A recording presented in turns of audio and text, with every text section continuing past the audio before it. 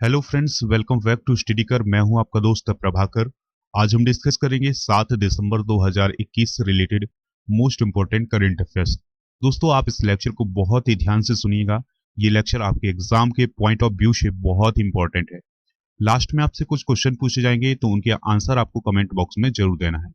ये जो लेक्चर है ये आपके हर एक एग्जाम के लिए बहुत इंपॉर्टेंट है। चाहे आप स्टेट पीसीएस का एग्जाम दें, चाहे आप यूपीएससी या भी किसी भी वनडे एग्जाम की तैयारी कर रहे हैं, तो उसके लिए ये लेक्चर बहुत ही इंपॉर्टेंट है।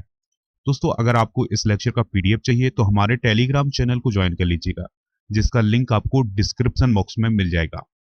चलिए फ्रेंड्स, पहला क्वेश्चन डिस्कस करते हैं। इंपॉर्टेंट क्वेश्चन है, महापरिनिर्वाण दिवस किस दिन मनाया जाता है? आंसर है इसका 6 दिसंबर को। दोस्तों, हर साल पूरे भारत में 6 दिसंबर को बाबा साहब अंबेडकर की पुण्यतिथि के दिन पर महापरिनिर्वाण दिवस मनाया जाता है। दोस्तों, बाबा साहब अंबेडकर का निधन 6 दिसंबर 1956 को हुआ था और उनका निधन उनकी दिल्ली में स्थित आवास पर हुआ था। तो इसी को याद करने के लिए ही हर साल 6 दिसंबर को महापरिनिर्वाण दिवस मनाया जाता है। इस दिन हर साल लाखों लोग मुंबई में स्थित भीमराव अंबेडकर की समाधि पर आते हैं, जिसे चैत्य भूमि के नाम से भी जाना जाता है। यानी डॉक्टर भीमराव अंबेडकर की जो समाधि है वो कहाँ है? मुंबई में है। और इनकी जो समाधि है उस स्थल को कहा जाता है चैत्य भूमि। दोस्तों, डॉक्टर भीमराव अंबेडकर ने वर्षों तक बौद्ध धर्म का अध्ययन किया। इसके बाद 14 अक्टूबर 1956 को उन्होंने बौद्ध धर्म को अपना लिया था। दोस्तों, डॉक्टर भीमराव अंबेडकर का पूरा नाम था भीमराव रामजी अंबेडकर। इनका जन्म 14 अप्रैल 1891 को हुआ था महू में। दोस्तों, महू की बात करें तो ये वर्तमान मध्य प्रदेश में स्थित है और उस समय यह मध्य प्रांत का पार्ट हुआ करता था। भीमराव अंबेडकर की मृत्यु 6 दिसंबर 1956 को हुई थी, जिसे हम महापरिनिर्वाण बोलते हैं। 1990 में उन्हें भारत रत्न से सम्मानित किया गया था, जो कि भारत का सर्वोच्च नागरिक सम्मान है। अगला क्वेश्चन है, इंपॉर्टेंट क्वेश्चन है, विश्व मृदा दिवस यानी वर्ल्ड सॉइल डे किस दिन मनाया जाता है? आंसर है इसका 5 दिसंबर को। दोस्तों, हर साल मिट्टी के महत्व को याद रखने और उसके संरक्षण के प्रति लोगों को जागरूक करने के लिए 5 दिसंबर को विश्व मृदा दिवस मनाया जाता है। इसका उद्देश्य है लोगों का ध्यान मृदा संरक्षण और टिकाऊ मैनेजमेंट की ओर ले जाना है। पहला विश्व मृदा दिवस कब मनाया गया था? तो ध्यान से सुनिएगा, 5 दिसंबर 2014 को पहला विश्व मृदा दिवस मनाया गया था। दोस्तों, हाल ही में मनाए गए कुछ डे भी डिस्कस कर लेते हैं, तो आप ध्यान से सुनिएगा। अंतरराष्ट्रीय दास प्रथा उन्मूलन दिवस ये मनाया गया है 2 दिसंबर को। विश्व कंप्यूटर साक्षरता दिवस ये मनाया गया है 2 दिसंबर को।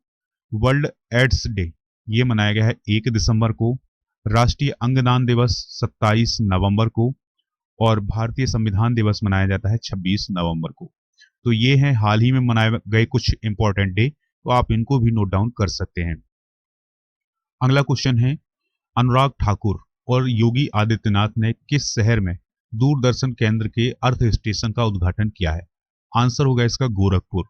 दोस्तों, केंद्रीय सूचना और प्रसारण मंत्री हैं अनुराग सिंह ठाकुर और उत्तर प्रदेश के मुख्यमंत्री हैं योगी आदित्यनाथ। तो इन्होंने हाल ही में गोरखपुर में दूरदर्शन केंद्र के अर्थ स्टेशन और साथ ही साथ आकाशवाणी के 3 नए एफएम स्टेशनों का उद्घाटन किया है। यह यूपी में दूरदर्शन का दूसरा अर्थ स्टेशन होगा और इसे 7 करोड़ रुपए की लागत से बनाया जा रहा है। तो दोस्तों, याद रखिएगा, यूपी के चीफ मिनिस्टर कौन है? योगी आदित्यनाथ। और यहाँ की गवर्नर कौन है? आनंदीबेन पटेल। अगला क्वेश्चन है, श्रेष्ठ योजना किस केंद्रीय मंत्रालय के द्वारा शुरू की जाएगी या शुरू की गई है? आंसर होगा इसका सामाजिक न्याय और अधिकारिता मंत्रालय के द्वारा। दोस्तों, सामाजिक न्याय और अधिकारिता मंत्रालय के द्वारा इसे शुरू किया जा रहा है और अनुसूचित जाति के छात्रों के लिए यह योजना बनाई गई है। दोस्तों, इस योजना का मुख्य उद्देश्य कक्षा 9 से 12 तक के छात्रों की ड्रॉप आउट को नियंत्रित करना है। यानी कि जो बच्चे ड्रॉप आउट कर जाते हैं कक्षा 9 से 12 तक, उसको नियंत्रित करना है, यानी उसको कंट्रोल करना है। इस योजना में आवासीय विद्यालय के द्वारा गुणवत्तापूर्ण शिक्षा दी जाएगी। यह योजना 6 दिसंबर को जारी की जाएगी, यानी लागू की जाएगी, जिस दिन डॉक्टर भीमराव अंबेडकर की पुण्यतिथि होती है। सामाजिक न्याय और अधिकारिता मंत्री कौन है? ध्यान से सुनिएगा, वीरेंद्र कुमार खटीक हैं और दोस्तों इनका रिलेशन मध्य प्रदेश से है। अगला क्वेश्चन है, उत्तर प्रदेश के किस शहर में हाल ही में अमित शाह ने, जो कि गृह मंत्री हैं भारत के, मां सांकुभरी विश्वविद्यालय का शिलान्यास किया है? आंसर होगा इसका सहारनपुर। दोस्तों उत्तर प्रदेश के सहारनपुर शहर में हाल ही में केंद्रीय गृह एवं सहकारिता मंत्री अमित शाह ने मां सांकुभरी विश्वविद्यालय का शिलान्यास किया है। दोस्तों पहले इस यूनिवर्सिटी को सहारनपुर स्टेट यूनिवर्सिटी के नाम से जाना जाता था, लेकिन अब उसका नाम क्या हो गया है, मां सांकुभरी विश्वविद्यालय। दोस्तों यह जो विश्वविद्यालय है ये 2022 तक यूनिवर्सिटी का रूप ले लेगा।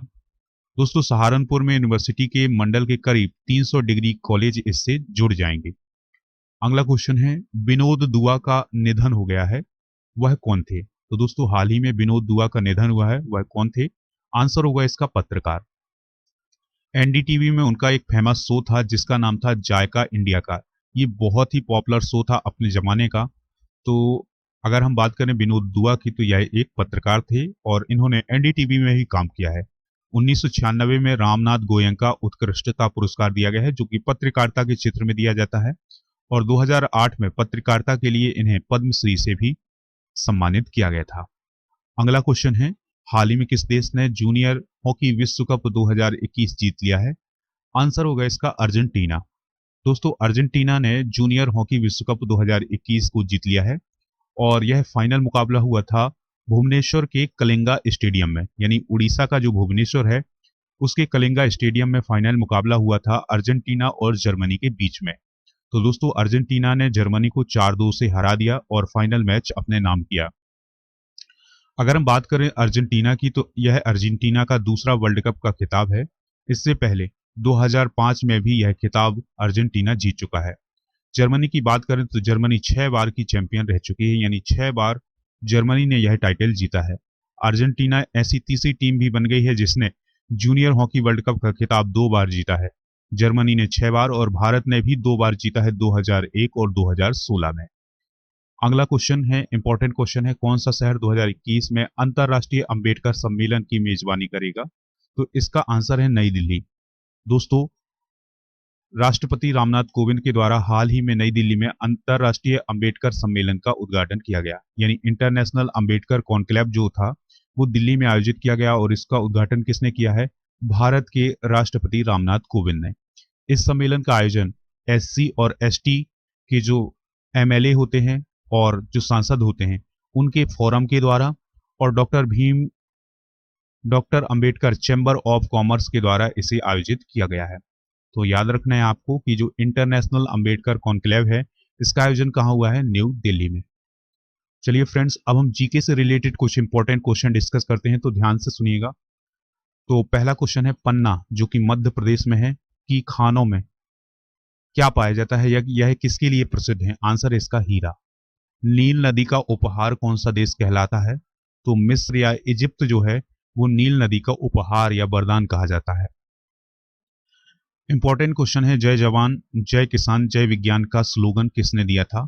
तो भारत के पूर्व प्रधानमंत्री अटल बिहारी वाजपेयी जी ने। घाना देश का पुराना नाम क्या है? तो घाना को पहले गोल्ड कोस्ट के नाम से जानते थे। उस्ताद जाकिर हुसैन का रिलेशन किससे है? तो दोस्तों जाकिर हुसैन का संबंध तबला से है। अमेरिका की खोज किसने की थी? 1942 में क्रिस्टोफर कोलंबस ने अमेरिका की खोज की थी। वंदे मातरम को सर्वप्रथम कांग्रेस के किस अधिवेशन में गाया गया था? 1896 के अधिवेशन में गाया गया था। सापेक्षता का सिद्धांत किसने खोजा था? अल्बर्ट आइंस्टीन ने। वायुयान की खोज किसने की थी? ओलिवर और विलिबर राइट ब्रदर्स ने। दोस्तों अब हम वो क्वेश्चन डिस्कस करते हैं जिनके आंसर आपको कमेंट बॉक्स में देना है। तो पहला क्वेश्चन है, विनोद दुआ को किस वर्ष पद्मश्री से सम्मानित किया गया था? उत्तर प्रदेश की चीफ मिनिस्टर वर्तमान में कौन है? वर्तमान में सामाजिक न्याय और अधिकारिता मंत्री कौन है? और विश्व मृदा दिवस की शुरुआत कब हुई थी? तो इन सभी प्रश्नों के आंसर आपको कमेंट बॉक्स में जरूर देना है। अब हम वो नाम डिस्कस करते हैं जिन्होंने कल के आंसर बहुत ही सटीक दिए हैं। पहला नाम है रूपाली ठाकुर, दूसरा है विष्णु सोलंकी, तीसरा नाम है अजीत प्रजापति और चौथा नाम है शेखर। तो इन सभी ने कल के आंसर बहुत ही सटीक दिए हैं। आप भी आंसर दीजिएगा, हमें इंतजार रहेगा आपके आंसर का। दोस्तों आप स्टडी कर को खबरिया पर फॉलो कर लीजिएगा वहां पर आपको मोस्ट इंपोर्टेंट ऑडियो लेक्चर मिल जाएंगे। इसके अलावा आपको मेरा मॉडर्न इंडियन हिस्ट्री का ऑडियो कोर्स मिल जाएगा। आप हमसे व्हाट्सएप के माध्यम से भी जुड़ सकते हैं। हमारे व्हाट्सएप नंबर है 8602319713 है। राजा गुप्ता को आप अनअकैडमी पर फॉलो कर लीजिएगा। और दोस्तों, अगर आप उनके माध्यम से कोई भी कोर्स परचेज करना चाहते हैं तो उसके लिए आप एक रेफरल कोड यूज करिएगा, राजा नंबर 1। इसके अलावा अगर आप कोई भी कोर्स परचेज करते हैं या फिर कोई भी नई क्लास ज्वाइन करते हैं, फ्री क्लास ज्वाइन करते हैं, तो उसके लिए आपको एक रेफरल कोड यूज करना है और वो रेफरल कोड क्या है, राजा नंबर 1। दोस्तों, इसका लिंक आपको डिस्क्रिप्शन बॉक्स में दिया गया है, तो आप उनको ज्वाइन जरूर करिएगा। चलिए फ्रेंड्स, मिलते हैं नेक्स्ट लेक्चर में। आप इस लेक्चर को लाइक और शेयर जरूर करिएगा जिससे स्टडी कर को सपोर्ट मिल सके। जय हिंद, वंदे।